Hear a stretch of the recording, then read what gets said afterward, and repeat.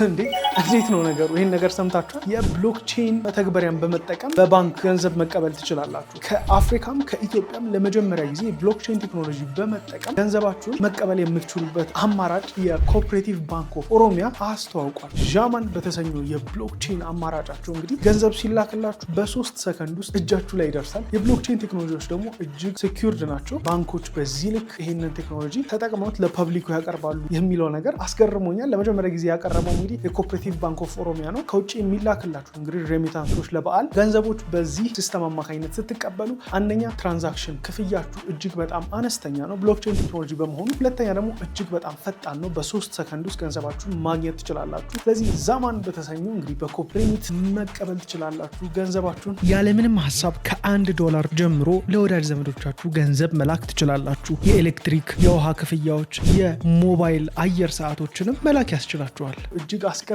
ነገር ነው። እንዴት ተመለከታችሁት? ይመቻችሁ።